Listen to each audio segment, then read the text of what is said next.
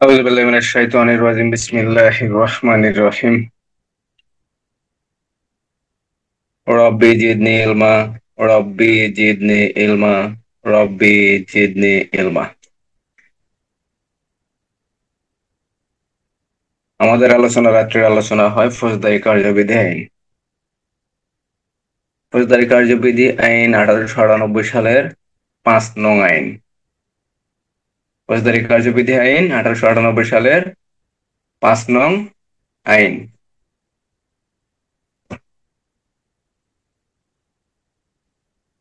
ফৌজদারি কার্যবিধি আইনের ধারা 1 পরিচিতি। ধারা 4-1 বিভিন্ন বিষয়ের সংজ্ঞা। ধারা 4-1 ক অ্যাডভোকেট, 1 ক অ্যাটর্নি জেনারেল, 1 গ অভিযোগ, 1 চ আমলযোগ্য অপরাধ, 1 জ নালিশ, 4-1 ট অনুসন্ধান, 1 ঠ তদন্ত, 1 ঢ আমলের অযোগ্য অপরাধ, 4-1 মূর্ধন্য অপরাধ, 4-1 ত থানার ভারপ্রাপ্ত কর্মকর্তা, 4-1 ধ থানা, 4-1 দন্তন্য পাবলিক প্রসিকিউটর। ধারা 5 দণ্ডবিধির অপরাধের বিচার। ধারা 6 আদালতের শ্রেণীবিভাগ। ধারা 9 দায়রা আদালত গঠন, দায়রা জজ নিয়োগ। ধারা 10 নির্বাহী ম্যাজিস্ট্রেট। ধারা 11 জুডিশিয়াল ম্যাজিস্ট্রেট। ধারা 12 স্পেশাল ম্যাজিস্ট্রেট। ধারা 22 মফস্বল এলাকার জন্য জাস্টিস অব দি পিস। ধারা 25 পদাধিকার বলে জাস্টিস অব দি পিস। ধারা 28 দণ্ডবিধির অপরাধের বিচার কোন আদালত করতে পারবে। ধারা 29 খ কিশোর অপরাধের বিচার কোন আদালত করতে পারবে। ধারা 31 দায়রা আদালত ও হাইকোর্ট বিভাগ দিয়ে দণ্ড দিতে পারেন। ধারা 35 একই মামলায় একাধিক অপরাধের শাস্তি। একটি মামলায় একাধিক অপরাধের শাস্তি। ধারা 35 ক যদি পূর্বেই হাজতবাস করে তাহলে হাজতবাসকাল দণ্ড হতে বাদ দিতে হবে। ধারা 42 জনগণ সাহায্য করতে বাধ্য। ধারা 42 জনগণ সাহায্য করতে বাধ্য নয়। কোন কোন ক্ষেত্রে? 2টি ক্ষেত্রে। ফেরারি আসামির ঠিকানা খুঁজে দিতে অথবা সাক্ষ্য প্রমাণ সংগ্রহ করে দিতে জনগণ বাধ্য নয়। ধারা 43 অন্য কোনো ব্যক্তিকে জনগণ সাহায্য করতে বাধ্য। ধারা 44 ধারা 45 সংবাদ দিতে বাধ্য। ধারা 46 গ্রেপ্তারের পদ্ধতি। ধারা 47 অনুমতি নিয়ে গ্রেপ্তার। ধারা 48 ভেঙে চুরে প্রবেশ করে গ্রেপ্তার। মহিলা থাকলে, পর্দানশীল মহিলা থাকলে তাকে অবাধে সরে যাওয়ার জন্য বলতে হবে বা অন্য কক্ষে সরিয়ে দিতে হবে। ধারা 49 দরজা জানালা ভেঙে বাহির। ধারা 50 প্রয়োজনের অতিরিক্ত বল প্রয়োগ করা যাবে না। ধারা 51 দেহ তল্লাশি। ধারা 52 মহিলার দেহ তল্লাশি। পিআরবি 322 মহিলার দেহ তল্লাশির ক্ষেত্রে পিআরবি 328 এর গ বিধি, 322 328 এর গ বিধি। ধারা 53 তে অবৈধ অস্ত্র বা যদি আগ্নেয়াস্ত্র পাওয়া যায় সেক্ষেত্রে তল্লাশি। ধারা 54 ধারা 54 বিনা পরোয়ানায় গ্রেপ্তার, পিআরবি 316 বিধি। ধারা 55 থানার ভারপ্রাপ্ত কর্মকর্তা যে সকল ক্ষেত্রে বিনা পরোয়ানায় গ্রেপ্তার করতে পারেন। 3 ক্ষেত্রে: আমলযোগ্য অপরাধ করার জন্য যার প্রকাশ্য জীবিকা নির্বাহ নাই আর অভ্যাসগত অপরাধীকে। ধারা 56 থানার ভারপ্রাপ্ত কর্মকর্তা অথবা মামলা তদন্তকারী কর্মকর্তা অন্য অফিসার দ্বারা বা অধস্তন অফিসার দ্বারা গ্রেপ্তার করাতে পারেন। সেক্ষেত্রে 4টি বিষয় অবলম্বন করতে হবে। ধারা 57 নাম ঠিকানা জানাতে অনিচ্ছুক ব্যক্তিকে গ্রেপ্তার। ধারা 58 অনুসরণ করে গ্রেপ্তার। ধারা 59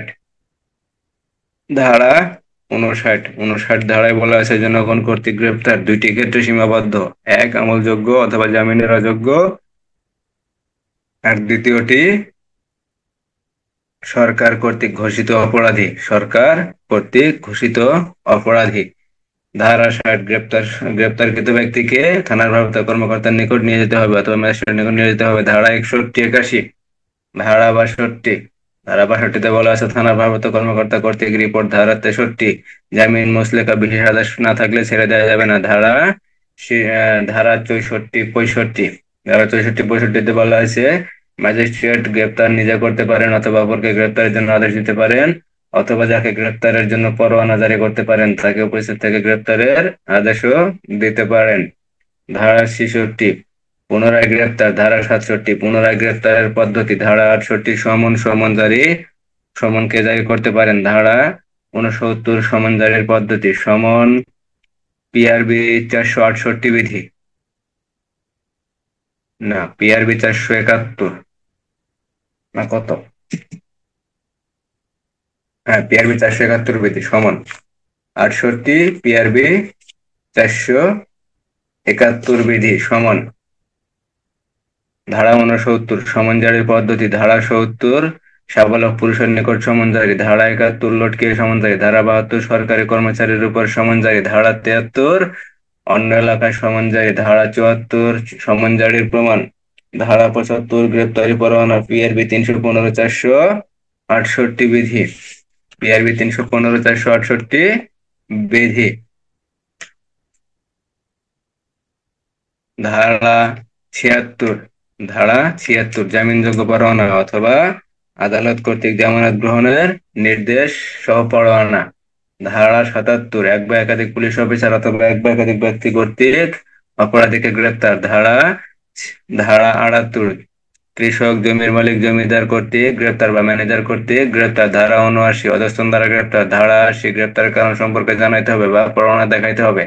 ধারা 61, 81, অনতিবিলম্বে অথবা 24 ঘন্টার ভিতরে আসামিকে কোর্টে প্রেরণ করতে হবে। ধারা 82, পরোয়ানা মূলে সারা বাংলাদেশ অনুসরণ করা যাবে। ধারা 83, নিজ এলাকার বাইরে অন্য এলাকায় পরোয়ানা কার্যকরীকরণ। ধারা 84, নিজ এলাকার পুলিশ অফিসার দ্বারা অন্য এলাকায় পরোয়ানা কার্যকরীকরণ। ধারা 85, 20 মাইল। ধারা 86, যদি রেখে আসা হয় তাদের কার্যপদ্ধতি। এখানে পুলিশ সুপার, পুলিশ কমিশনার অথবা ম্যাজিস্ট্রেটের করণীয়। ধারা 87, হুলিয়া। ধারা 87, হুলিয়া। পিআরবি 400, পিআরবি 400 কত 72 বিধি। পিআরবি 472 বিধি, হুলিয়া। হুলিয়া, ধারা 87, হুলিয়া কি? হুলিয়া জারির পদ্ধতি, হুলিয়া জারির প্রমাণ। ধারা 87-এর 3। ধারা 88, ক্রোক। ধারা 88, ক্রোক। পিআরবি 474 বিধি। পিআরবি 474 বিধি। ধারা 88, ধারা 89, প্রকৃত সম্পত্তি প্রত্যার্পণ।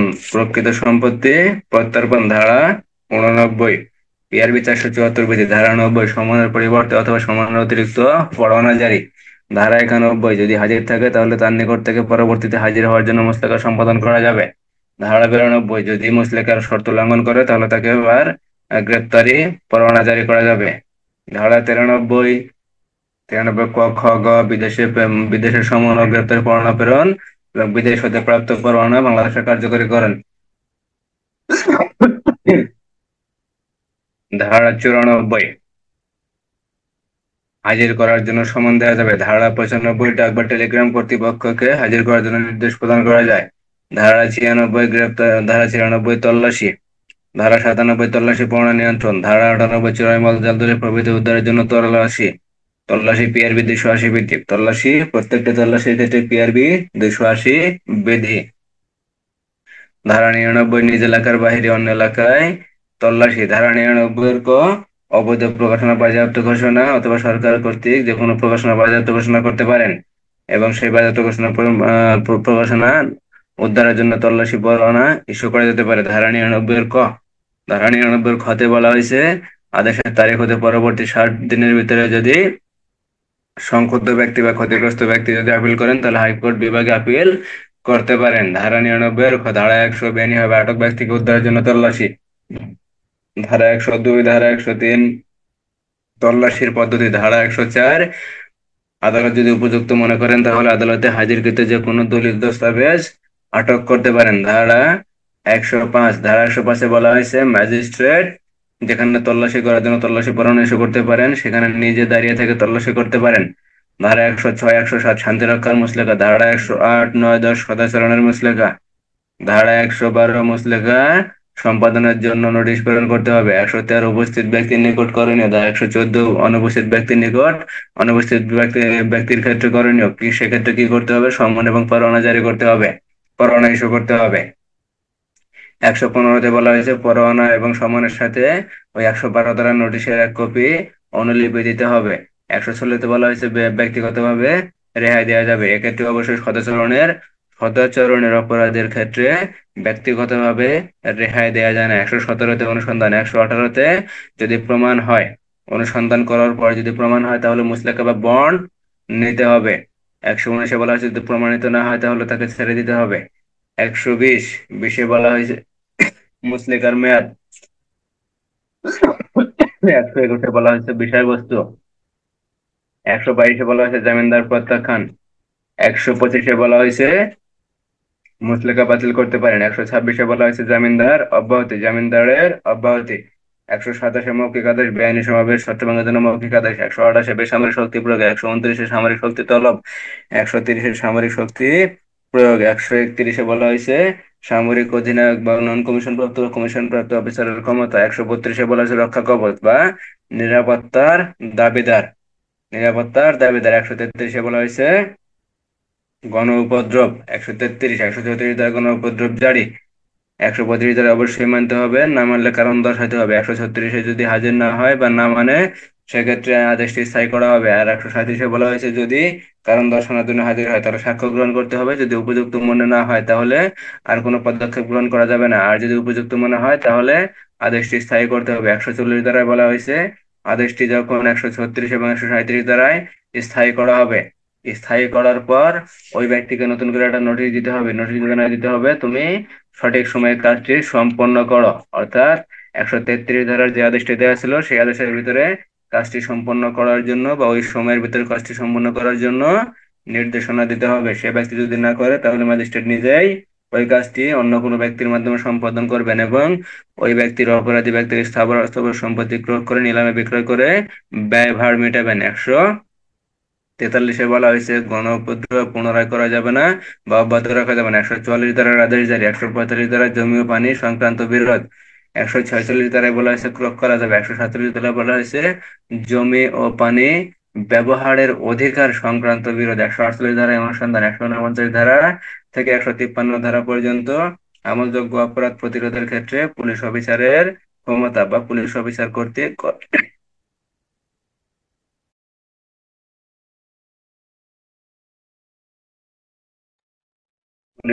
কর্তৃক করণীয়। 149 দ্বারাই সকল প্রকার পদক্ষেপ গ্রহণ করতে পারবেন বা হস্তক্ষেপ করতে পারবেন। 150 দ্বারাই ঊর্ধ্বতন অফিসারকে জানাতে হবে। 151 দ্বারাই জনগণের সাহায্য নিয়ে প্রয়োজন পড়লে গ্রেপ্তার করতে হবে। 152 ধারায় বলা আছে যদি সরকারি সম্পত্তি ক্ষতির চেষ্টা করে বা নৌ চলাচলের জন্য যে বয়া বা চিহ্ন থাকে তার যদি ক্ষতি সাধনের চেষ্টা করে তাহলে তা আহ, ক্ষতির হাত থেকে রক্ষার জন্য প্রতিরোধ করতে হবে। 153 ধারায় ওজন বা অবৈধ ওজন বা বাটখারা, অবৈধ ওজন অথবা বাটখারা। 154 ধারায় বলা আছে এজাহার, অর্থাৎ আমলযোগ্য অপরাধের যদি সংবাদ আসে সেক্ষেত্রে কি করতে হবে? এজাহার নিতে হবে। 155 ধারায় বলা হয়েছে জিডিতে নোট দিতে হবে। আমলের অযোগ্য অপরাধের সংবাদ যদি আসে সেক্ষেত্রে জিডিতে নোট দিতে হবে। এজাহার আমলযোগ্য অপরাধের মামলার সংবাদ বা আমলযোগ্য অপরাধের সংবাদ। এজাহার ফৌজদারি কার্যবিধানের 154 ধারা পিআরবি 243 বিধি। 155 ধারায় বলা হয়েছে আমলের অযোগ্য অপরাধ সম্পর্কে খবর। 156 ধারায় বলা হয়েছে আমলযোগ্য অপরাধের তদন্ত। 157 ধারায় বলা হয়েছে আমলযোগ্য অপরাধ সম্পর্কে যদি সন্দেহ হয় তাহলে সরেজমিনে অনুসন্ধান করতে হবে। 158 ধারায় বলা হয়েছে রিপোর্ট প্রেরণ করতে হবে। 160 ধারায় বলা হয়েছে আমলযোগ্য অপরাধ সম্পর্কে জানিয়ে ব্যক্তিকে সাক্ষী হিসেবে রাখতে হবে। 161 ধারায় বলা হয়েছে তাদের সাক্ষ্য গ্রহণ করতে হবে। 162 ধারায় বলা হয়েছে তাদের স্বাক্ষর করতে বাধ্য করা যাবে না।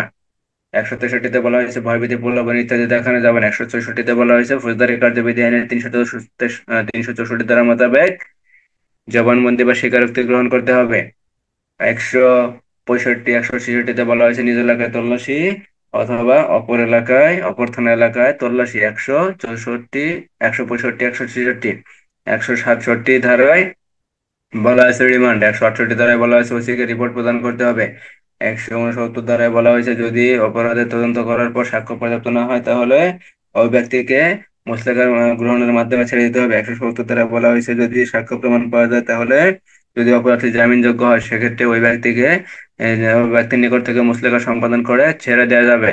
171 ধারায় বলা হয়েছে থানার ভারপ্রাপ্ত কর্মকর্তা অথবা পুলিশ অফিসার সাক্ষী এবং বাদীকে আদালতে হাজির করার জন্য বাধ্য থাকবেন। বা তাদের উপর যা আসামি এবং সাক্ষী এবং বাদীকে বা ফরিয়াদীকে আদালতে হাজির করার জন্য তারা দায়িত্বরত থাকবেন বা তাদের উপর দায়িত্ব থাকবে। 171, 172 ধারায় বলা হয়েছে কেস ডায়েরি, 173 ধারায় বলা হয়েছে মামলার রিপোর্ট, চার্জশিট অথবা ফাইনাল রিপোর্ট। 174 ধারায় বলা হয়েছে ইডি মামলা অথবা অপমৃত্যু, অপমৃত্যু সম্পর্কে সুরতহাল রিপোর্ট প্রস্তুত করতে হবে এবং সেই বিষয়ে অনুসন্ধান তদন্ত করতে হবে। 174, 175 ধারায় বলা হয়েছে অপমৃত্যু সম্পর্কে জানে বা এই ধরনের মৃত্যু সম্পর্কে জানে এরূপ ব্যক্তিকে সাক্ষী হিসেবে রাখতে হবে। 176 ধারায় বলা হয়েছে যদি পুলিশ, 176 ডাকে বলা হয়েছে যদি পুলিশ হেফাজতে কোনো ব্যক্তি মারা যায় তার সুরতহাল রিপোর্ট প্রাথমিকভাবে পুলিশ হেফাজত তৈরি করবেন, পরবর্তীতে যখন ম্যাজিস্ট্রেট আসবেন ম্যাজিস্ট্রেট সেই রিপোর্ট গ্রহণ করবেন এবং পুনরায় নিজে একটি সুরতহাল রিপোর্ট প্রস্তুত করবেন। 176 দুই বলা হয়েছে কবর থেকে লাশ উত্তোলন করা যাবে। কি জন্য করা যাবে? আসামি মৃত ব্যক্তির মৃত্যুর কারণ সম্পর্কে জানার জন্য লাশ উত্তোলন করা যাবে। 176-এর 2 পিআরবি 303 বিধি, তিনশো পিআরবি 303 বিধি। 177 অনুসন্ধান ও বিচারের স্থান, অর্থাৎ যখন যে আদালতের এখতিয়ারধীন এলাকায় কোনো অপরাধ সংঘটিত হবে সেই আদালত ওই অপরাধের অনুসন্ধান এবং বিচার কার্যক্রম সম্পন্ন করবেন। কারণ আদালত কর্তৃক অনুসন্ধান কার্যক্রম পরিচালনা করা হয় এবং আদালত কর্তৃক বিচার কার্যক্রম পরিচালনা করা হয়। ধারা 177, ধারা 177, ধারা 182, ধারা 182, 182 ধারায় বলা হয়েছে যখন অপরাধ সম্পর্কে সঠিক স্থান নির্ধারণ করা সম্ভব হয় না, অর্থাৎ অপরাধটি যদি একই সাথে বিভিন্ন এলাকায় যদি সংঘটিত হয়, সেক্ষেত্রে অপরাধ কোন এলাকায় সংঘটিত হয়েছে সে বিষয়ে যদি নিশ্চিত হওয়া না যায়, তাহলে অপরাধটি যদি বিভিন্ন এলাকায় সংঘটিত হয় তাহলে ওই অপরাধের বিচার উহার যে কোনো আদালতে হতে পারে। অর্থাৎ একটা অপরাধ যদি দেখা গেল সিরাজগঞ্জ, বগুড়া, পাবনা, রংপুর, দিনাজপুর, কুড়িগ্রাম, জয়পুরহাট, নাটোর, নওগাঁ কোনো একটা এলাকার সংগঠন হয়েছে বা সবগুলো এলাকার সংগঠন হয়েছে, সেক্ষেত্রে ওই অপরাধের বিচার এই সকল জেলার যে কোনো আদালতে করা যাবে। ধারা 182, ধারা 182, ধারা 188, ধারা 188 বাংলাদেশের বাহিরে কৃত অপরাধের বিচারের স্থান, অর্থাৎ বাংলাদেশের বাহিরে যদি অপরাধ হয় সেক্ষেত্রে দুই ধরনের অপরাধ হওয়ার সম্ভাবনা আছে। অর্থাৎ দেখা গেল বাংলাদেশের বাইরে অন্য কোনো দেশে, Myanmar, Bharat, Pakistan, Malaysia, Saudi Arab এই সকল দেশের যে কোনো দেশে বা বহির্বিশ্বের যে কোনো দেশে অপরাধ সংগঠন হওয়ার সম্ভাবনা থাকে। অথবা আরেকটি ক্ষেত্র থাকে, সেটি হলো বাংলাদেশে ইস্যুকৃত অথবা বাংলাদেশে রেজিস্ট্রেশনকৃত কোনো জাহাজ অথবা উড়োজাহাজে যদি কোনো অপরাধ সংগঠিত হয়, তাহলে সেই অপরাধের বিচার সরকারের অনুমোদন ব্যতীত করা যাবে না। যদি সরকার অনুমোদন দেয় বা সার্টিফিকেট দেয়, তাহলে সেই অনুমোদন সাপেক্ষে, সরকারের অনুমোদন সাপেক্ষে সেই অপরাধের বিচার করা যাবে। কোন কোন অপরাধের? যদি দেশের বাইরে অপরাধ হয় অথবা বিমানে অথবা জাহাজে যদি কোনো অপরাধ সংঘটিত হয় সেই অপরাধের বিচার করা যাবে। ধারা 188, ধারা 190 আদালত যে সকল অপরাধ আমলে নিতে পারেন। ধারা 191 আসামির অনুমোদন ক্রমে বা আবেদন ক্রমে মামলা হস্তান্তর। কোন ক্ষেত্রে? যদি অপরাধী চায় যে আমি এই আদালতে না আমি অন্য আদালতে যদি বিচার পাইতে পারি, সেই ক্ষেত্রে তার আবেদনের প্রেক্ষিতে মামলাটি অন্য আদালতে হস্তান্তর করা যায়। ধারা 192 ম্যাজিস্ট্রেট কর্তৃক মামলা হস্তান্তর। 191 বলা হয়েছে যদি আসামি আবেদন করে সেই ক্ষেত্রে মামলা হস্তান্তর করা যাবে। আর 192-তে বলা হয়েছে যদি ম্যাজিস্ট্রেট চায় ম্যাজিস্ট্রেট নিজেই হস্তান্তর করতে পারেন, অন্য আদালতে মামলা হস্তান্তর করতে পারেন। ধারা 192। ধারা 199 ব্যভিচার ও বিবাহিত স্ত্রীলোককে ফুঁসিয়ে নিয়ে যাওয়ার অভিযোগ বা মামলা, এই মামলাটি কে দিতে পারেন? ওই নারীর স্বামী দিতে পারেন, অথবা ওই নারীর স্বামী যদি না থাকে তার অনুপস্থিতিতে ওই নারী জেনে যার তত্ত্বাবধানে থাকেন সেই ব্যক্তি দিতে পারেন। অথবা ওই নারীর স্বামী যদি সশস্ত্র বাহিনীতে চাকরি করেন এবং তিনি যদি ছুটি না পান, তাহলে তার পক্ষে আদালতের অনুমতি নিয়ে অন্য কোনো ব্যক্তি অভিযোগ দায়ের করতে পারেন। ধারা 199। ধারা 199। তাহলে 199 ধারায় বলা আছে কি, ব্যভিচার ও বিবাহিত স্ত্রীলোককে ফুসলিয়ে নিয়ে যাওয়ার অভিযোগ বা মামলা। যদি কখনো প্রশ্ন হয় এই অভিযোগ বা মামলা কে করতে পারেন, তাহলে ওই নারীর স্বামী করতে পারেন, ওই নারীর স্বামীর পক্ষে অন্য কোনো ব্যক্তি করতে পারেন, অথবা ওই নারী যার তত্ত্বাবধানে ছিল সেই ব্যক্তি করতে পারেন, অথবা ওই নারীর স্বামী যদি সশস্ত্র বাহিনীর সদস্য হয়, সেক্ষেত্রে আদালতের অনুমতি সাপেক্ষে, তার পক্ষে আদালতের অনুমতি সাপেক্ষে অন্য কোনো ব্যক্তি অভিযোগ করতে পারেন। তবে এখানে শর্ত থাকে যে ক্ষতিগ্রস্ত ব্যক্তি যদি মহিলা হয় এবং ক্ষতিগ্রস্ত ব্যক্তি যদি তবে শর্ত থাকে যে ওই ক্ষতিগ্রস্ত ব্যক্তি যদি, অর্থাৎ স্বামী যদি 18 বছরের কম হয়, অথবা অসুস্থ হয়, অথবা পাগল হয়, অথবা উন্মাদ হয়, অথবা তার যদি বোঝার মতো কোনো পরিস্থিতি না থাকে, সেক্ষেত্রে তার পক্ষে অন্য কোনো ব্যক্তি নালিশ করতে পারেন বা অভিযোগ দায়ের করতে পারেন। ধারা 199। ধারা 199 পর্যন্তই এর আগে হয়েছিল। ধারা 199।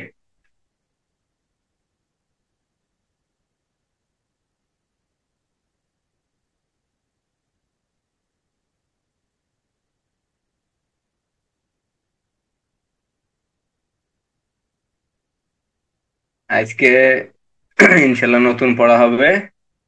নতুন পড়ার ভিতরে গুরুত্বপূর্ণ 4-5টা ইনশাল্লাহ ধারা পড়াবো। গুরুত্বপূর্ণ এইখানে থেকে 177 ধারা থেকে 337 ধারার আগের, অর্থাৎ মনে করেন 177 ধারা থেকে 336 ধারা পর্যন্ত যা পড়ানো হবে, তার ভিতরে 2-4-5টা শর্ট প্রশ্ন আসতে পারে। তাছাড়া অন্য কোনো প্রশ্ন আসার সম্ভাবনা নাই, সেই জন্য আমরা এখানে অল্প পরিমাণে পড়ব,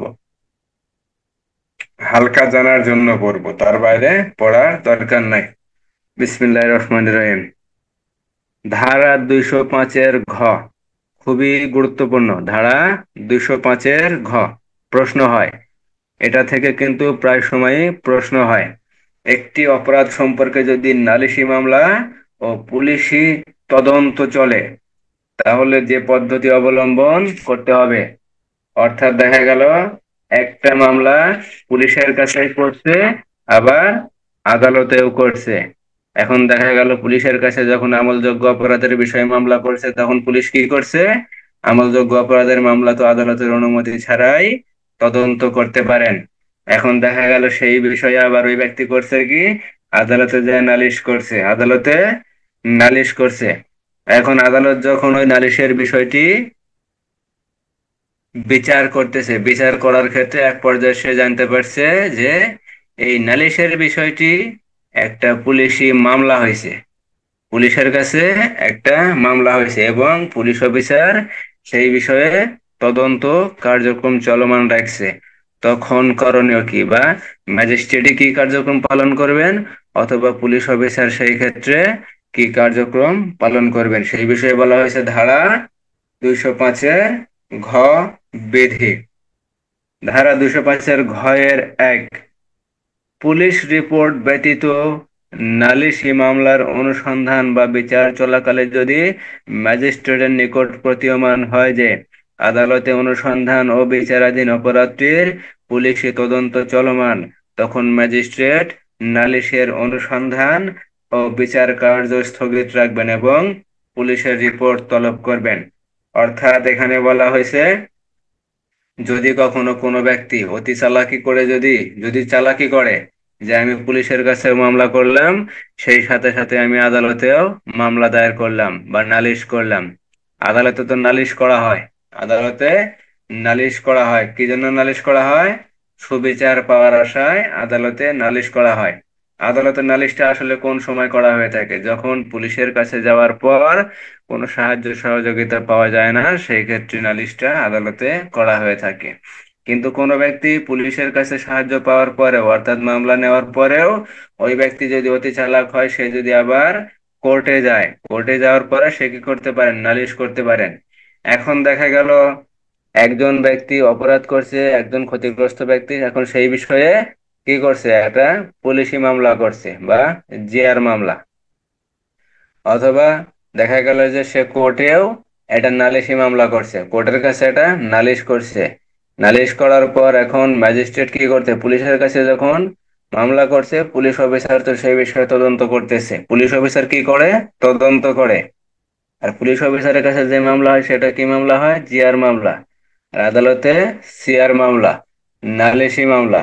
আদালতের কাছে যখন নালিশি মামলা করা হয়েছে, আদালত তখন কি করছে, নালিশের বিষয়ে অনুসন্ধান করতেছে, সেই সাথে নালিশের বিষয়টি বিচার করতেছে, অনুসন্ধান বিচার কার্যক্রম চলমান আছে।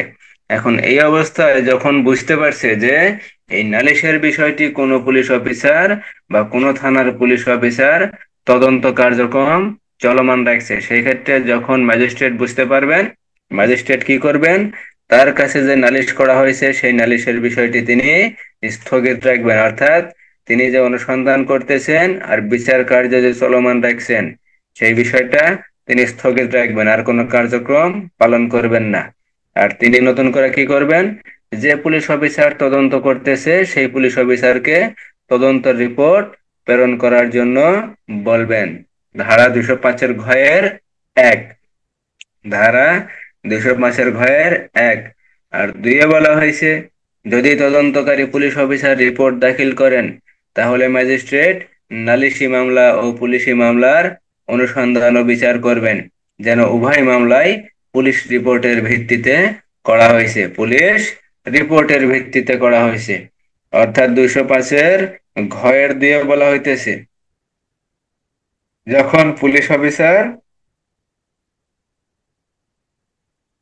যখন পুলিশ অফিসার রিপোর্ট দাখিল করবেন, তখন এই রিপোর্টের ভিত্তিতে ম্যাজিস্ট্রেট নালিশি যে মামলা থাকবে সেই মামলা আর পুলিশি মামলার অনুসন্ধান ও বিচার কার্যক্রম করবেন, এবং তিনি মনে করবেন দুইটা দুইটা বিষয়ে কি, দুইটা মামলাই পুলিশের মাধ্যমে বা পুলিশ রিপোর্টের মাধ্যমে করা হয়েছে বা রুজু করা হয়েছে মর্মে তিনি গণ্য করবেন।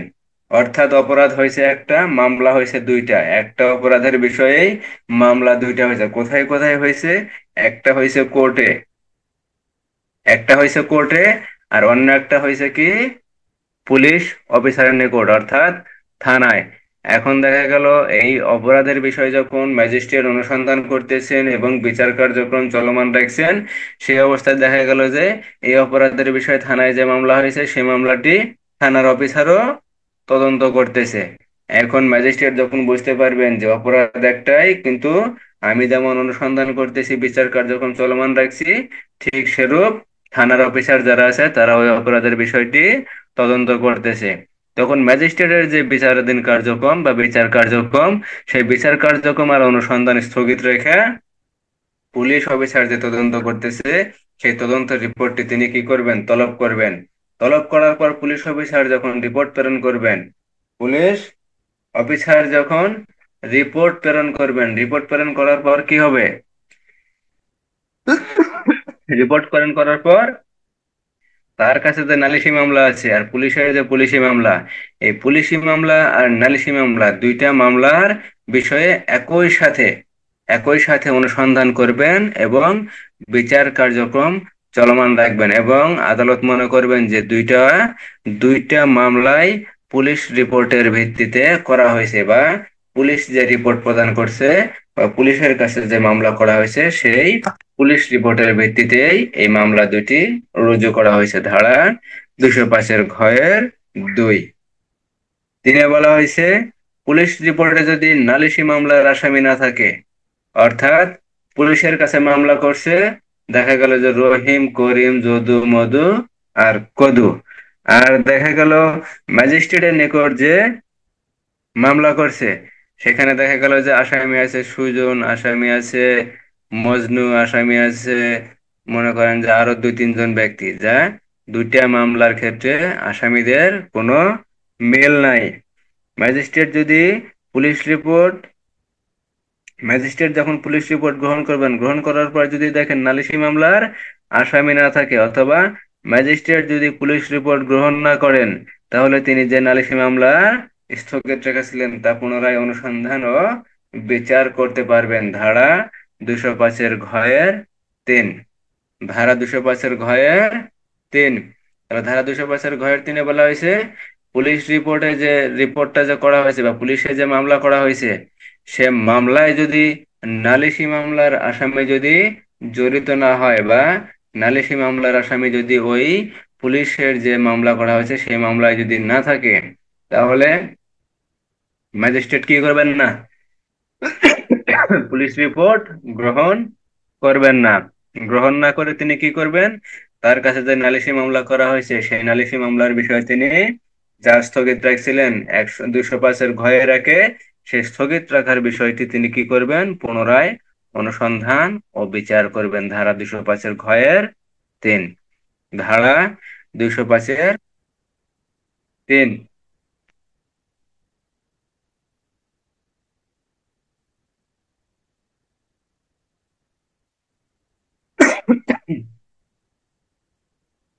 তাহলে এই বিষয়ে যদি কখনো প্রশ্ন হয় যে রহিম নামের একজন ব্যক্তি, তিনি একই সাথে নালিশি মামলা এবং পুলিশি মামলা দায়ের করছেন, সেক্ষেত্রে পুলিশের এবং ম্যাজিস্ট্রেটের করণীয় কি? পুলিশের এবং ম্যাজিস্ট্রেটের করণীয় কি?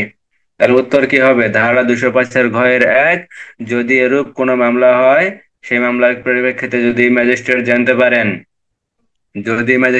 পারেন যে একই বিষয়, একই অপরাধের বিষয় পুলিশি মামলা হয়েছে এবং নালিশি মামলা হয়েছে, তখন ম্যাজিস্ট্রেট কি করবেন, নালিশি মামলা অর্থাৎ তার কাছে যে মামলা হয়েছে সেই মামলার বিষয়টি তিনি স্থগিত রাখবেন। স্থগিত রাখার পর পুলিশের কাছে যে মামলা হয়েছে সেই রিপোর্টটি তিনি তলব করবেন। ধারা 205-এর ঘয়ের 1।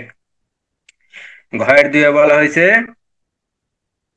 যদি তদন্তকারী পুলিশ অফিসার রিপোর্ট দাখিল করেন, তাহলে ম্যাজিস্ট্রেট পুলিশি মামলা এবং নালিশি মামলা দুইটি মামলায় একসাথে চালু করতে পারবেন, এবং সেই সাথে দুইটি মামলারই কি করতে পারবেন, অনুসন্ধান এবং বিচার কার্যক্রম সম্পাদন করতে পারবেন। ধারা 205-এর ঘয়ের 2। তাহলে একে বলা হয়েছে পুলিশি মামলা চলবে আর নালিশি মামলা স্থগিত হবে। আর 2-এ বলা হয়েছে পুলিশি মামলা নালিশি মামলা একসাথে চলবে। আর 3-এ বলা হয়েছে পুলিশ অফিসার যখন রিপোর্ট প্রেরণ করবেন, পুলিশ অফিসার রিপোর্ট প্রেরণ করার পর যদি ম্যাজিস্ট্রেট বুঝতে পারেন যে নালিশি মামলা যে করা হয়েছে সেখানে যে অপরাধী আছে বা যাদেরকে আসামি করা হয়েছে, পুলিশ রিপোর্টে সে আসামিদের কোনো নাম ধাম নাই, তখন তিনি কি করবেন, পুলিশ রিপোর্ট গ্রহণ করবেন না, অথবা যদি গ্রহণও করেন তিনি ওই বিষয়ে আর বিচার করবেন না বা অনুসন্ধান করবেন না। না করে কি করবেন, তিনি 205-এর ঘয়ের 1-এ যে নালিশি মামলা স্থগিত করছিলেন, সেই নালিশি মামলাটি তিনি পুনরায় চালু করবেন এবং সেই বিষয়ে তিনি অনুসন্ধান এবং বিচার কার্যক্রম সম্পাদন করবেন। ধারা 205-এর ঘ। ধারা 205-এর ঘ। ধারা 205 বোঝা গেল না? বুঝতে কারো কোনো সমস্যা আছে? বলেন।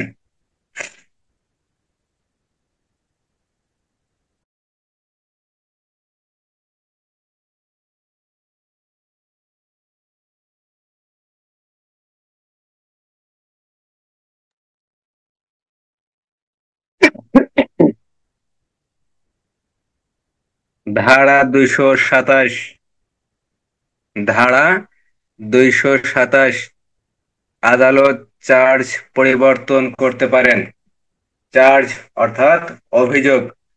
আদালত অভিযোগ পরিবর্তন করতে পারেন। কখন পরিবর্তন করতে পারেন, কোন ক্ষেত্রে পারেন, বা কি জন্য পরিবর্তন করতে পারেন? যদিও প্রশ্ন হয় না, তারপরে যে কোনো সময় আসতে পারে যে আদালত কখন অভিযোগ বা চার্জ পরিবর্তন করতে পারেন। ধারা 227। আপনারা সবসময় মনে রাখবেন, আমাদের পুলিশ সংশ্লিষ্ট যেগুলা কাজ, আমাদের পুলিশ সংশ্লিষ্ট যেগুলা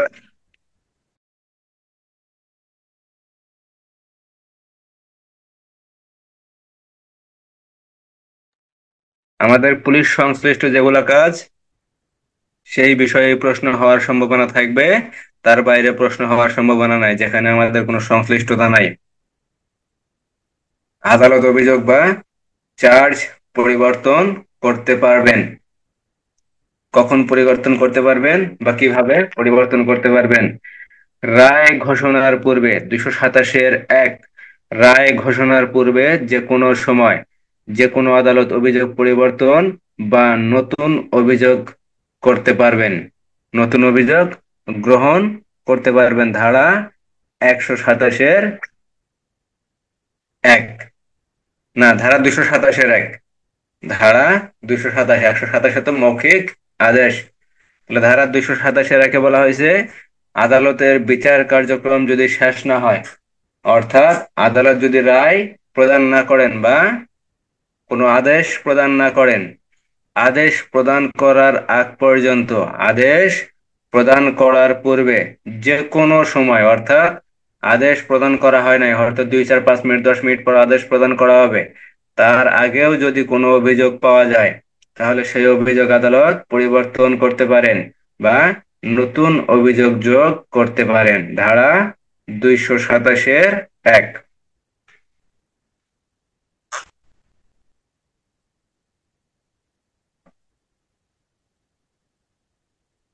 ধারা 227-1 বলা হয়েছে রায় ঘোষণার পূর্বে কখন এমসিকিউ আসতে পারে। এমসিকিউ আসতে পারে যে আদালত কখন অভিযোগ বা চার্জ যোগ করতে পারেন অথবা চার্জ পরিবর্তন করতে পারেন। কখন পারেন? রায় ঘোষণার পূর্বে, অর্থাৎ কোনো অপরাধের বিচার সম্পন্ন করার শেষে যখন রায় প্রদান করা হয় বা কোনো আদেশ দেওয়া হয়, কোনো অপরাধের বিষয়ে যখন আদালত বা ম্যাজিস্ট্রেট বা বিচারক যখন রায় প্রদান করেন বা আদেশ প্রদান করেন, সেই আদেশ প্রদান করার পূর্বে যে কোনো সময়, পূর্বে যে কোনো সময়, অর্থাৎ 1 মিনিট আগেও তো সেটা পূর্বে। রায় যদি ঘোষণা করা হয় ঠিক 12টায়, 12টার 1 মিনিট আগে 11টা 59 মিনিটেও মনে করেন যে যদি কোনো অভিযোগ পাওয়া যায় তাহলে সেই অভিযোগ গ্রহণ করতে পারেন বা যোগ করতে পারেন বা পরিবর্তন করতে পারেন। ধারা 227-1, ধারা 227-1 দিয়ে বলা হয়েছে এরূপ প্রত্যেকটি পরিবর্তিত বা সংযোজিত অভিযোগ আসামিকে পড়ে শোনাইতে হবে এবং বুঝিয়ে দিতে হবে। অর্থাৎ নতুন করে যদি কোনো অভিযোগ গঠন করা হয় বা কোনো অভিযোগ যোগ করা হয় বা কোনো অভিযোগ যদি পরিবর্তন করা হয় তাহলে সেই অভিযোগ পরিবর্তন বা নতুন করে যোগ করা অথবা যাই কিছু করা হোক না কেন সে বিষয়ে কাকে জানাইতে হবে? আসামিকে জানাইতে হবে। সেটা কিভাবে জানাইতে হবে? তাকে পড়িয়ে শোনাইতে হবে এবং বুঝিয়ে দিতে হবে। অর্থাৎ নতুন করে যে আদালত বা কোর্ট কোর্ট যে অভিযোগ গঠন করছেন বা সংশোধন করছেন বা যোগ করছেন অথবা অভিযোগ যে পরিবর্তন করছেন, সেই পরিবর্তন অথবা সংযোজন অথবা নতুন করে যে যোগ, সেই বিষয়ে কাকে জানাইতে হবে? আসামিকে জানাইতে হবে। কিভাবে জানাইতে হবে? আসামিকে পড়ে শুনিয়ে দিতে হবে, পড়ে শোনাইতে হবে অথবা বুঝিয়ে দিতে হবে। পড়ে শুনাইতে হবে এবং বুঝিয়ে দিতে হবে। ধারা 227-2, ধারা 227-2। তাহলে একে বলা হয়েছে আদালত রায় ঘোষণার পূর্বে। কখন? রায় ঘোষণার পূর্বে যে কোনো সময় যে কোনো মুহূর্তে নতুন অভিযোগ গঠন করতে পারেন অথবা নতুন অভিযোগ যোগ করতে পারেন অথবা সংযোজন করতে পারেন। ধারা 227-1।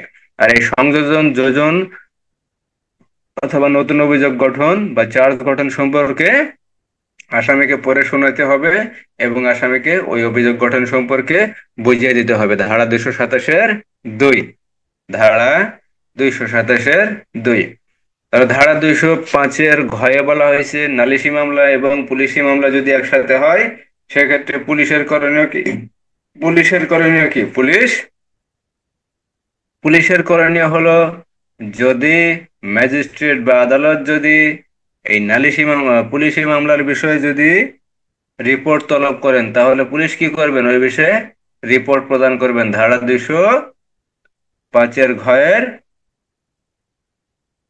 2, 205-2। আর আদালত এই রিপোর্টটা তলব করবেন কত? 205-1। আর 3-এ বলা হয়েছে যদি এই পুলিশ রিপোর্ট যেটা প্রেরণ করা হবে সেই রিপোর্টে যদি নালিশি মামলার যে আছে মামলার অভিযোগে যাদের আসামি করা হয়েছে তাদের যদি মিল না থাকে, তাহলে ওই বিষয়ে আর কোনো অগ্রসর হবেন না। অগ্রসর কে হবেন না? ম্যাজিস্ট্রেট হবেন না। অথবা পুলিশের যে মামলার বিষয়টি সেই মামলার বিষয়টি ম্যাজিস্ট্রেট বা আদালত গ্রহণ করবেন না। গ্রহণ না করে কি করবেন? তিনি যে 205-এর ঘয়ের একে যে স্থগিত করছেন তার নালিশি মামলাটি পুনরায় অনুসন্ধান করবেন এবং বিচার কার্যক্রম সম্পন্ন করবেন। ধারা 205-এর ঘয়ের 1, 2, 3। ধারা 227 বলা হয়েছে, আদালত রায় প্রদানের পূর্বে রায় প্রদানের পূর্বে যে কোনো সময় অভিযোগ সংযোজন, যোজন বা নতুন অভিযোগ গঠন বা যোগ করতে পারেন। ধারা 227 আগে বলা হয়েছে কখন ম্যাজিস্ট্রেট কখন করতে পারেন বা আদালত এই নতুন অভিযোগ গঠন কখন করতে পারেন? রায় প্রদানের পূর্বে, অর্থাৎ রায় এখনো দেওয়া হয় নাই, রায় প্রদানের পূর্বে যে কোনো সময় করতে পারেন।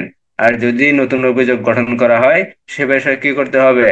অপরাধী ব্যক্তিকে বা আসামিকে পড়ে শোনাইতে হবে এবং বুঝিয়ে দিতে হবে। ধারা 227-1, 2।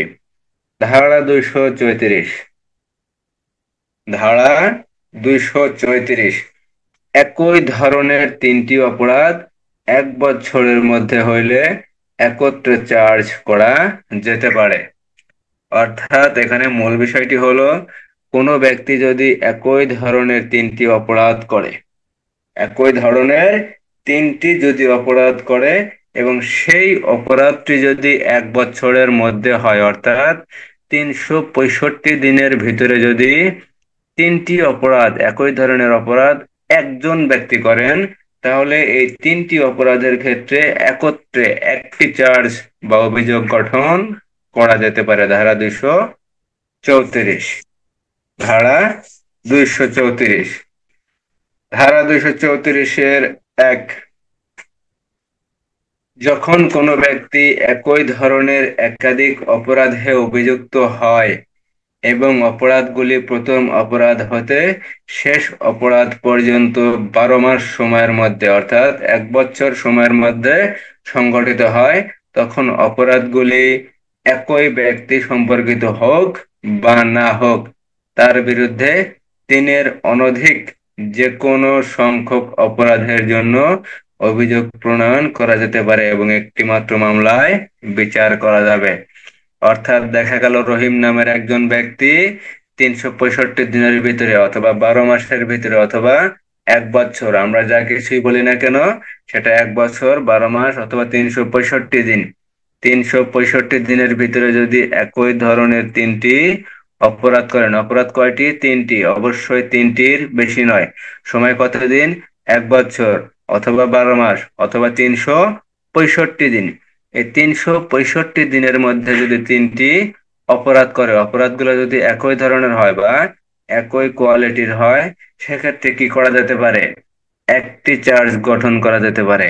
কিন্তু অপরাধগুলো যদি ভিন্ন ভিন্ন ব্যক্তির নিকট হয়, দেখা গেল যে রহিম অপরাধ করছে একজন ব্যক্তি, ঠিক আছে, কিন্তু করিমের কাছে, আবার দেখা গেল সুজনের কাছে, আবার দেখা গেল মজনুর কাছে, আবার দেখা গেল মনিরের কাছে, এরকম বিভিন্ন লোক যদি হয়, সেক্ষেত্রেও এই এক ব্যক্তি যেহেতু অপরাধ করবে, সেক্ষেত্রে 3 ব্যক্তির কাছে অপরাধটা সৃষ্টি হলেও ওই একত্রে একটি চার্জ গঠন করা যাবে এবং বিচার সম্পন্ন করা যাবে। ধারা 234-1। ধারা 234-1।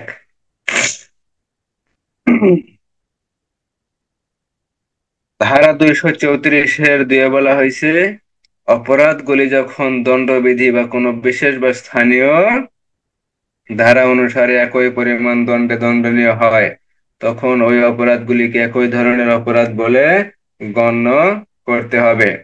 তবে শর্ত থাকে যে তবে শর্ত থাকে যে 379 ধারার অপরাধ উক্ত বিধির 380 ধারায় দণ্ডনীয় অপরাধের সহিত একই ধরনের বলে গণ্য করতে হবে এবং দণ্ডবিধি বা কোনো বিশেষ বা স্থানীয় আইনের যে কোনো ধারার দণ্ডনীয় কোনো অপরাধকে উক্ত অপরাধ করার চেষ্টাও অপরাধ হলে এরূপ চেষ্টার সহিত একই ধরনের অপরাধ বলে গণ্য হবে। ধারা 234-2। ধারা 234-2 এটা লাগবে না, এটা প্রয়োজন নাই, কিন্তু 234-1টা গুরুত্বপূর্ণ। কি জন্য গুরুত্বপূর্ণ?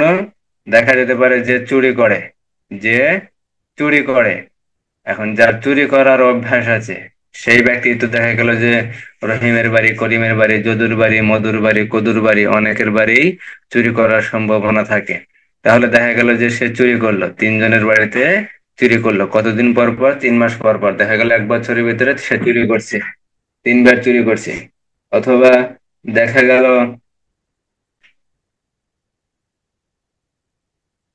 সে এক জায়গায় চুরি করছে, এক জায়গায়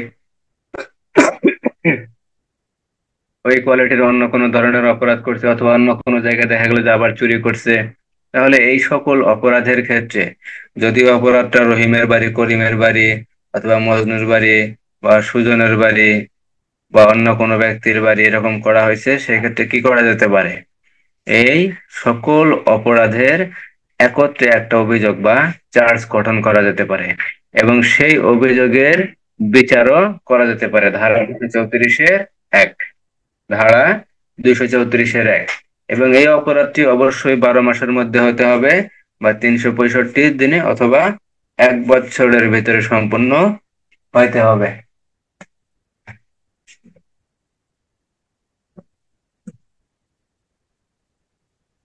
সেই সাথে এই অপরাধগুলা একজন ব্যক্তি কর্তৃক হইতে হবে, একজন ব্যক্তি কর্তৃক এই অপরাধগুলা হইতে হবে। তাহলে যদি কোনো ব্যক্তি 1 বছরের ভিতরে একই ধরনের একই ধরনের যদি 3টি অপরাধ সম্পূর্ণ করে, তাহলে ওই অপরাধের জন্য একটি চার্জ গঠন করা যাবে, অথবা একটি অভিযোগ গঠন করা যাবে, এবং সেই অভিযোগের বিচার করা যাবে ধারা 234-1। ধারা 234-1, এটুকুই পড়লেই হবে, আর এটুকু মনে রাখলেই হবে। তাহলে ধারা 205-এর ঘতে বলা হয়েছে কি? নালিশি মামলা এবং কি মামলা? পুলিশি মামলা। যদি কোনো ব্যক্তি একই সাথে নালিশি মামলা এবং পুলিশি মামলা, যদি নালিশি মামলা এবং পুলিশি মামলা একসাথে হয়, সেক্ষেত্রে নালিশি মামলা এবং পুলিশি মামলার ক্ষেত্রে করণীয় কি? ধারা 205-এর ঘ। আর 227-এ বলা হয়েছে অভিযোগ বা চার্জ নতুন করে গঠন করা যাবে, যোগ করা যাবে, সংযোজন করা যাবে, বা বিয়োজন করা যাবে, ধারা 227। আর এই বিষয়ে যদি নতুন করে চার্জ গঠন করা হয়, অভিযোগ গঠন করা হয়, সেক্ষেত্রে কি করতে হবে? অপরাধী ব্যক্তি যে থাকবেন না কেন, বা আসামি ব্যক্তি যে থাকবেন না কেন, তাকে বিষয়টি জানিয়ে দিতে হবে, পড়ে শোনাইতে হবে, অথবা তাকে বুঝিয়েও দিতে হবে। ধারা 227। ধারা 234-এ কি বলা হয়েছে? ধারা 234, 234-এ বলা হয়েছে যদি কোনো ব্যক্তি 1 বছরের ভিতরে একই ধরনের 3টি অপরাধ করে, আবার যদি 4টি অপরাধ করে সেক্ষেত্রে হবে না। যদি 4টি অপরাধ করে সেক্ষেত্রে হবে না, কিন্তু 3টি যদি অপরাধ করে, 3টি অপরাধ যদি করে, সেক্ষেত্রে কি করা যাবে? তার একটি চার্জ গঠন করা যাবে, বা একটি অভিযোগ গঠন করা যাবে, এবং সেই অভিযোগের প্রেক্ষিতে বিচার করা যাবে ধারা 234-1। ধারা 239, যে সকল ব্যক্তিকে একত্রে চার্জ করা যাইতে পারে,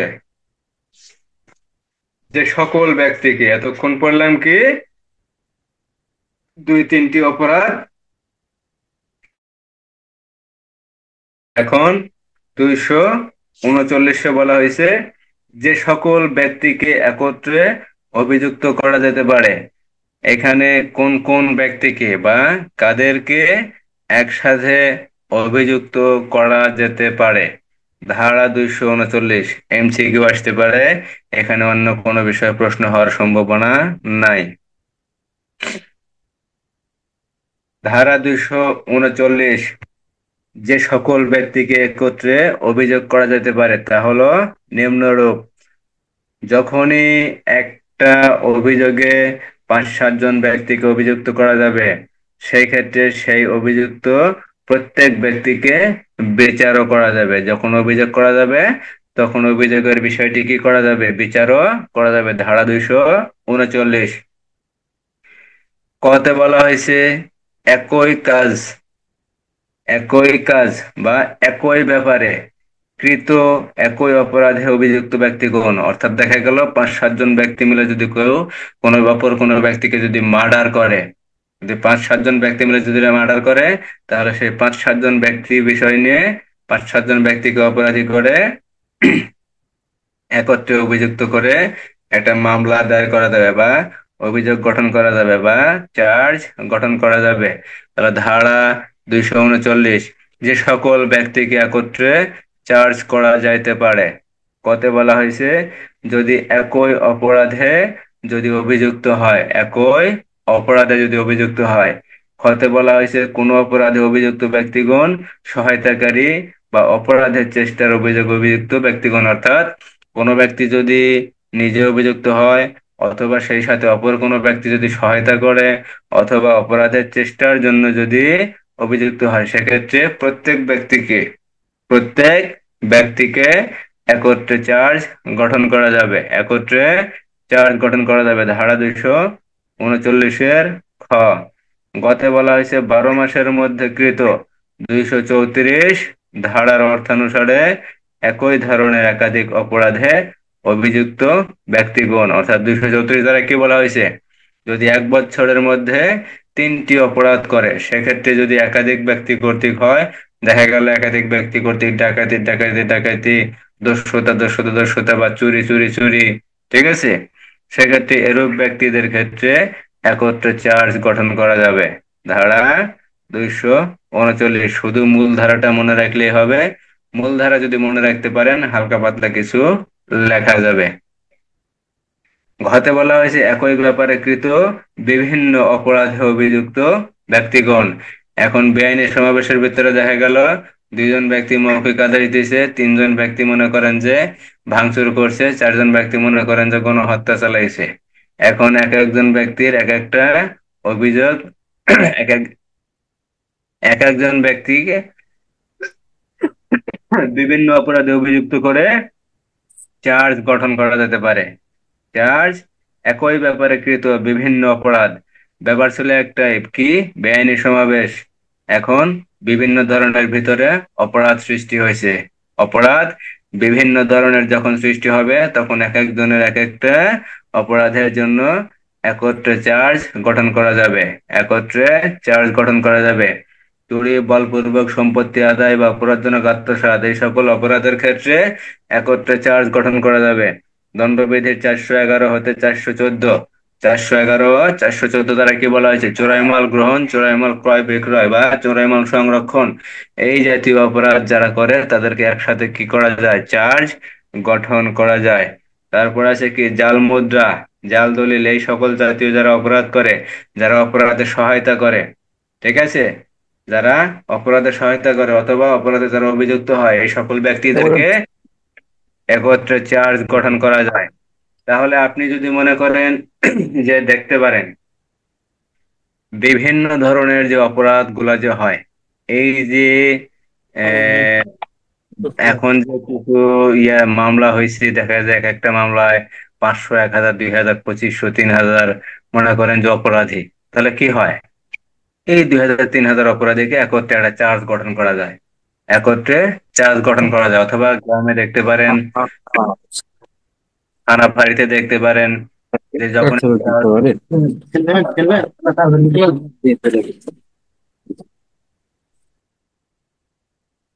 আপনারা যে কোনো থানা ফাঁড়িতে দেখতে পারেন যখন একটা চার্জ বা অভিযোগ গঠন করা হয়, একটা চার্জে দেখা যায় 10 জন 15 জন ব্যক্তি থাকে, 20-50 জন। এখন মনে করেন যে অনেক মামলা আছে 2000-2500 পর্যন্ত ব্যক্তি আছে, তারপরে থাকে কি অজ্ঞাতনামা, তারপরেও অজ্ঞাতনামা, তাহলে অনেক ব্যক্তিকে একসাথে নিয়ে কি করা যায়, চার্জ গঠন করা যায়। সেটা কোন কোন ক্ষেত্রে হতে পারে, দেখা গেল একজন ব্যক্তি নিজের সংশ্লিষ্টতা আছে, একজন ব্যক্তি সহায়তা করছে, একজন ব্যক্তি প্ল্যান প্রোগ্রাম দিচ্ছে, একজন ব্যক্তি ষড়যন্ত্র করছে, মানে বিভিন্ন ভাবে অপরাধের সাথে সংযুক্ত ব্যক্তিদেরকে নিয়ে একত্রে চার্জ গঠন করা যায়। এখন কোন কোন ক্ষেত্রে করা যায়, দেখা গেল সবাই সম্মিলিতভাবে মার্ডার করছে, সবাই সম্মিলিতভাবে চোরা কারবারি করছে। দেখা গেল যে চোরাই মাল গ্রহণ করছে, চোরাই মাল ক্রয় করছে, বিক্রয় করছে, সংরক্ষণ করে রাখছে, চুরি করছে, বলপূর্বক সম্পত্তি আদায় করছে বা আত্মসাৎ করছে। এই সকল অপরাধের ক্ষেত্রেও করা যায়। আবার দেখা গেল 12 মাসের ভিতরে মনে করেন তিনবার অপরাধ করছে। সেই ক্ষেত্রে দেখা গেল যে তিনবার তিনজন 9 জন মনে করেন যে ব্যক্তি অপরাধ করছে, তাদের 9 জনকে কি করা যেতে পারে, একসাথে চার্জ গঠন করা যেতে পারে। তাহলে এই সকল ব্যক্তি যারা অপরাধ করে, যারা অপরাধে সহায়তা করে, যারা অপরাধে অভিযুক্ত হয়, অপরাধের চেষ্টার অভিযোগে অভিযুক্ত হয়, অপরাধ হয় নাই কিন্তু অপরাধের চেষ্টার অভিযোগে অভিযুক্ত হয়েছে, সেক্ষেত্রে তাদেরকে নিয়ে একত্রে কি করা যেতে পারে, চার্জ গঠন করা যেতে পারে। এখন দেখা গেল একটা মামলা হয়েছে, কি করছে, 2 জন দৌড়াইছে মারার জন্য, 2 জন মারছে, 2 জন হাতে ধরে থাকছে, 2 জন হাত দিয়ে ধরে থাকছে। এখন দেখা গেল 2 জন মারছে, 2 জন দৌড়াইছে মারার জন্য, আর 2 জন মনে করেন যে অলরেডি মেরে ফেলছে, আর 2 জন কি করছে, হাত দিয়ে ধরে থেকে সহায়তা করছে। এদের প্রত্যেককেই একসাথে অভিযুক্ত করে চার্জ গঠন করা যায় বা অভিযোগ গঠন করা যায় ধারা 239। বোঝা গেল না? বুঝতে কোনো সমস্যা হয়? এগুলা প্রশ্ন আসবে না। শুধু 205-এর ঘটা একটু দেখলেই হবে, 205-এর আর 234, 205-এর 234। কথা বোঝা যায়? বুঝতে কোনো সমস্যা আছে? কথা বলেন। বোঝা যায় স্যার, সমস্যা নাই। যদি বুঝতে পারেন তাহলে তো ভালো। তাহলে 205-এর ঘতে বলা হয়েছে, নালিশি মামলা এবং পুলিশি মামলা একসাথে ম্যাজিস্ট্রেট ইচ্ছা করলে চালাতে পারেন, অথবা একটা স্থগিত করে আর একটা চালাতে পারেন। আর যদি দেখেন যে পুলিশি মামলার ভিতরে আর নালিশি মামলার যে আসামিগুলো আছে, সেই আসামির যদি সেখানে প্রকাশ না থাকে, অর্থাৎ পুলিশি মামলায় যদি কোনো আসামি না থাকে নালিশি মামলার আসামির, সেক্ষেত্রে কি করতে পারেন, পুলিশের মামলা তিনি স্থগিত রাখতে পারেন বা গ্রহণ নাও করতে পারেন। গ্রহণ না করে তিনি কি করবেন, তার কাছে যে নালিশি মামলা আছে সেই নালিশি মামলা স্থগিত করা মামলা তিনি কি করবেন, পুনরায় চালু করতে পারেন, এবং চালু করার পাশাপাশি তিনি সেই বিষয়ে অনুসন্ধান এবং বিচার কার্যক্রম পরিচালনা করতে পারেন, ধারা 205-এর ঘ। আর 207-এ বলা হয়েছে অভিযোগ বা চার্জ নতুন করে গঠন করা যায়, সংযোজন করা যায় বা যোগ করা যায়। আর যদি নতুন করে কোনো চার্জ গঠন করা হয়, সংযোজন করা হয় বা যোগ করা হয়, সে বিষয়ে কাকে জানাইতে হবে, আসামিকে জানাতে হবে বা অপরাধী ব্যক্তিকে ওই বিষয়ে পড়ে শোনাইতে হবে এবং বুঝিয়ে দিতে হবে। ধারা 234-এ বলা হয়েছে 1 বছর একই ব্যক্তি তিনটি অপরাধ যদি করে, একই ধরনের যদি তিনটি অপরাধ করে, তাহলে একত্রে চার্জ গঠন করা যাবে, ধারা 234-এর 1। ধারা 239-এ বলা হয়েছে একাধিক ব্যক্তি কর্তৃক অভিযোগ গঠন করা যাবে। একাধিক ব্যক্তি যদি অপরাধ করে তাহলে একই অপরাধের জন্য বা একই কৃতকাজের জন্য একটি চার্জ গঠন করা যাবে বা অভিযোগ গঠন করা যাবে, ধারা 239। ধারা 239।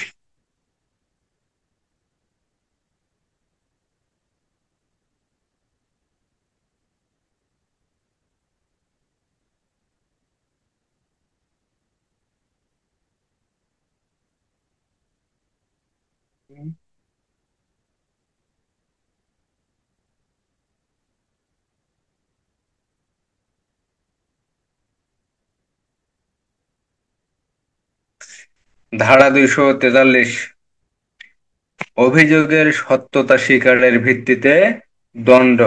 অভিযোগের সত্যতা, এখানে অভিযোগের সত্যতা কি, একটা অভিযোগ করা হয়েছে, এখন অভিযোগের সত্যতা স্বীকার স্বীকার কে করবেন, করবেন অপরাধী ব্যক্তি বা অভিযুক্ত ব্যক্তি।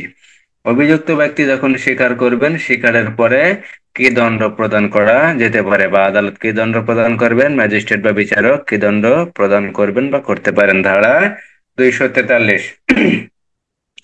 আসামি যদি স্বীকার করেন যে যে অপরাধের জন্য তাকে চার্জ করা হয়েছে বা অভিযোগ করা হয়েছে বা অভিযুক্ত করা হয়েছে তা সে স্বীকার করেছেন, তাহলে যথাসম্ভব তার ব্যবহৃত ভাষায় তার স্বীকৃতি লিপিবদ্ধ করতে হবে বা স্বীকারোক্তি লিপিবদ্ধ করতে হবে, এবং কেন সে দণ্ডিত হবেন না সে সম্পর্কে সে যদি পর্যাপ্ত কারণ না দর্শায়, তাহলে ম্যাজিস্ট্রেট তাকে দণ্ডিত করতে পারবেন। অর্থাৎ কোনো অপরাধের যখন অভিযোগ গঠন হয় অথবা চার্জ গঠন হয়, এবং যে অপরাধের বিরুদ্ধে চার্জ গঠন করা হয়েছে সেই অপরাধী ব্যক্তি যদি বলে যে হ্যাঁ, অভিযোগটা যে অভিযোগটা করা হয়েছে অভিযোগটা সত্য, বা যে অপরাধের বিষয়ে বলা হয়েছে সেই অপরাধটা আমি করছি, বা আমি খুন করছি, মার্ডার করছি, যদি অপরাধী ব্যক্তি এরূপ স্বীকারোক্তি দেয়, বা এরূপ যদি অপরাধের বিষয়টি যদি সে যদি বলে যে না, আসলে যে অভিযোগটা করা হয়েছে অভিযোগটা আসলে সত্য, সে যদি এরূপ স্বীকৃতি দেয়, তাহলে তার স্বীকারোক্তি লিপিবদ্ধ করতে হবে। তার স্বীকারোক্তি লিপিবদ্ধ করতে হবে। কে লিপিবদ্ধ করবেন? ম্যাজিস্ট্রেট লিপিবদ্ধ করবেন। লিপিবদ্ধ করার পর কি করতে হবে? ম্যাজিস্ট্রেট তাকে বলবেন, তুমি যে এই অপরাধটা করছো, এই অপরাধের জন্য তোমাকে কেন দণ্ড প্রদান করা হবে না? সেই বিষয়ে যদি কোনো পর্যাপ্ত কারণ দেখাইতে না পারে, অর্থাৎ অপরাধী ব্যক্তি যদি কোনো কারণ দেখাইতে না পারে, তাহলে তাকে কি করতে হবে? অবশ্যই ম্যাজিস্ট্রেট দণ্ডিত করতে পারবেন বা দণ্ড প্রদান করতে পারবেন। ধারা 243। ধারা 243, অর্থাৎ কোনো ব্যক্তি যদি অপরাধের সত্যতা যদি স্বীকার করে যদি স্বীকারোক্তি প্রদান করে, তাহলে ম্যাজিস্ট্রেট কি করবেন? সেই স্বীকারোক্তি লিপিবদ্ধ করবেন। লিপিবদ্ধ করার পর ওই ব্যক্তিকে বলবেন, তুমি যে অপরাধ করছো সেই অপরাধের জন্য তোমাকে কেন দণ্ডিত করা হবে না, বা কেন দণ্ড প্রদান করা হবে না। সেই মর্মে যদি কোনো কারণ দেখাইতে না পারে, যে আমাকে ওই ব্যক্তি ধর্ষণের চেষ্টা করছে তাই জন্য আমি মেরে ফেলছি, এরূপ যদি কোনো কারণ দেখাইতে না পারে, বা ভালো যদি কোনো কারণ দেখাতে না পারে, তাহলে কেন ওই ব্যক্তিকে দণ্ড প্রদান করা হবে না? সেই ম্যাজিস্ট্রেট তখন কি করবেন? ওই ব্যক্তিকে দণ্ড প্রদান করবেন। ধারা 243। অভিযোগের সত্যতা স্বীকারের পর দণ্ড প্রদান। দণ্ড প্রদান অর্থাৎ অভিযুক্ত ব্যক্তি অভিযোগ স্বীকার করছে, অভিযোগের স্বীকারের বিষয়টি কি করা হয়েছে? লিপিবদ্ধ করা হয়েছে। ম্যাজিস্ট্রেট কি করছেন? ম্যাজিস্ট্রেট তাকে বলছেন যে তোমাকে কেন দণ্ড প্রদান করা হবে না। সে বিষয়ে যদি ওই ব্যক্তি কোনো কারণ দেখাইতে না পারে, বা কোনো কারণ দর্শাইতে না পারে, তাহলে সেক্ষেত্রে ম্যাজিস্ট্রেট তাকে দণ্ড প্রদান করবেন। ম্যাজিস্ট্রেট তাকে দণ্ড প্রদান করবেন। ধারা 243। ধারা 243, এক্ষেত্রে ম্যাজিস্ট্রেট যখন দণ্ড প্রদান করবেন, দণ্ড প্রদানের পূর্বে কি করতে হবে? ওই বাদী পক্ষের এবং আসামি পক্ষের সাক্ষ্য নিতে হবে। বাদী পক্ষ এবং আসামি পক্ষ প্রত্যেকেরই সাক্ষ্য নিতে হবে। ধারা 243, অর্থাৎ একটা অপরাধের যখন বিচার কার্যক্রম সম্পন্ন করা হবে, মামলার শুনানি করতে হবে, সাক্ষী নিতে হবে, যারা যারা জানে অপরাধ সম্পর্কে সাক্ষী দেবে, প্রয়োজন পড়লে আসামি স্বীকারোক্তি যদি দেয় স্বীকারোক্তি লিপিবদ্ধ করতে হবে। কে করবেন? ম্যাজিস্ট্রেট করবেন। অর্থাৎ পুলিশ যদি কোনো সাক্ষ্য প্রমাণ পায়, সে সকল সাক্ষ্য প্রমাণ আদালতে উপস্থাপন করবেন। এ সকল বিষয়ের ভিত্তিতে যখন আসামি অপরাধের সত্যতা স্বীকার করবে, তখন ম্যাজিস্ট্রেট কি করবেন? ওই ব্যক্তিকে জানাবেন, তুমি যে অপরাধ করছো এই অপরাধের জন্য তোমাকে কেন শাস্তি প্রদান করা হবে না। সেই মর্মে যদি অপরাধী ব্যক্তি বা আসামি ব্যক্তি যদি কোনো কারণ দেখাতে না পারে, তখন কি করতে হবে? তাকে দণ্ড প্রদান করতে হবে। সে অপরাধের বিষয়ে যদি স্বীকার করেও যে আমি চুরি করছি, আমি ডাকাতি করছি, আমি খুন করছি, এই খুন করছি স্বীকার করার পরেও ম্যাজিস্ট্রেট তাকে দণ্ড প্রদান করবেন। ধারা 243। ধারা 243। আর ধারা 205-এর ঘতে বলা হয়েছে নালিশি মামলা, পুলিশি মামলা। ধারা 227-এ বলা হয়েছে অভিযোগ বা চার্জ নতুন করে গঠন করা যাবে, বা নতুন করে যোগ করা যাবে, বা নতুন করে নেওয়া যাবে। 234-এ বলা হয়েছে 1 বছর অথবা 12 মাস অথবা 365 দিনের ভিতরে যদি কোনো ব্যক্তি একই ধরনের 3টি অপরাধ করে, তাহলে 3টি অপরাধের জন্য একত্রে চার্জ গঠন করা যাবে। 239-এ বলা হয়েছে একত্রে অভিযুক্ত ব্যক্তিদেরকে নিয়ে কি করা যাবে? চার্জ গঠন করা যাবে। অভিযুক্ত ব্যক্তি যদি একাধিক হয়, সেক্ষেত্রে একাধিক ব্যক্তিকে নিয়ে কি করা যাবে? চার্জ গঠন করা যাবে।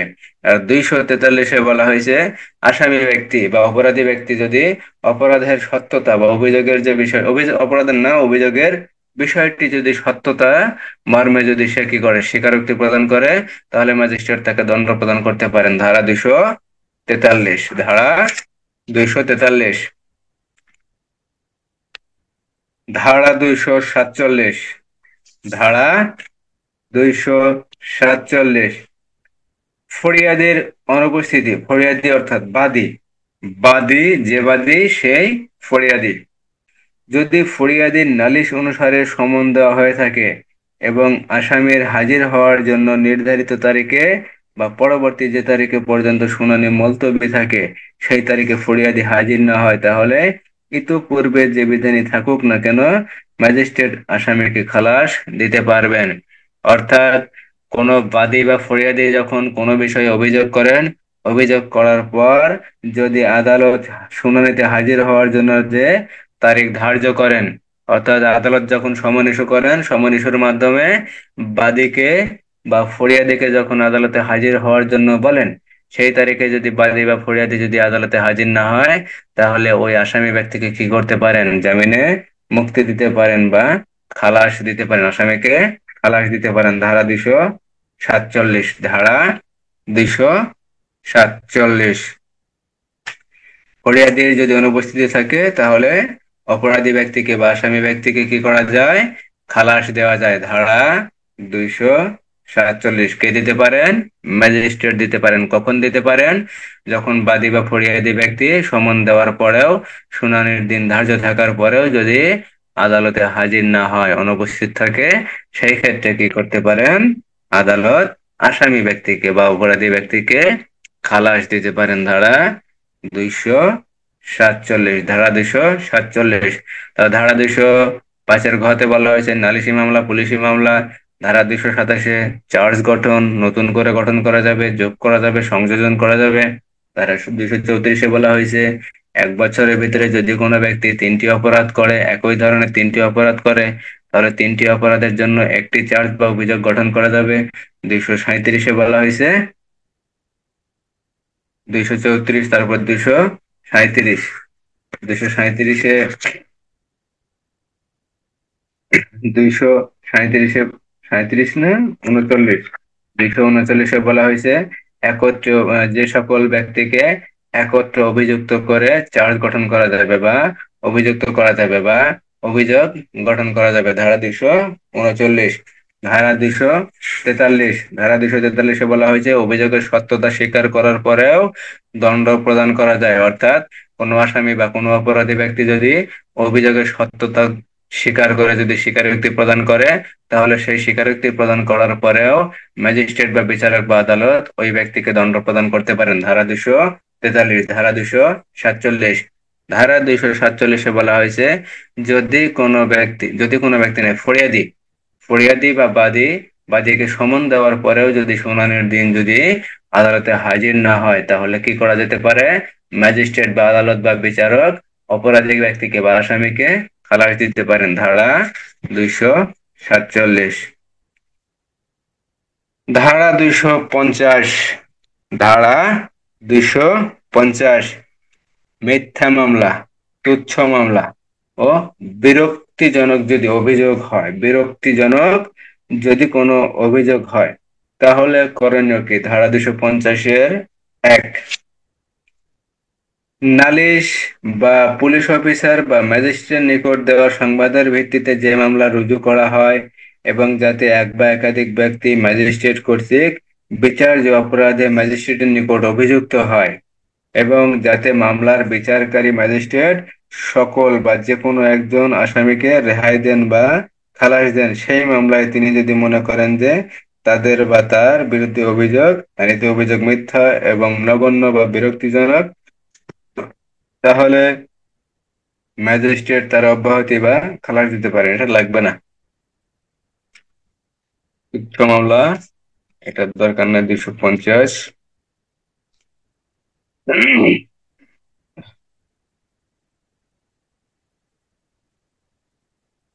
তারপরে মোটামুটি ইনশাল্লাহ এদিকে আর লাগবে না।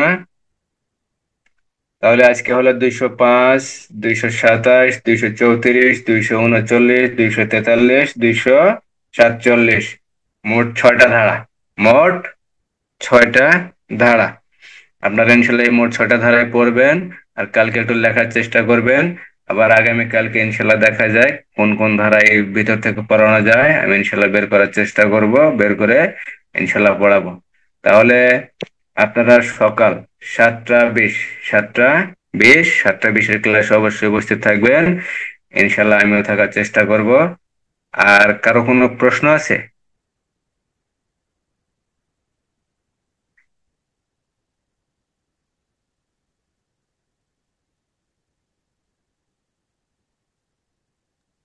কষ্ট নাই স্যার। তাহলে ইনশাল্লাহ ভালো থাকেন। আসসালামু আলাইকুম ওয়া রাহমাতুল্লাহ।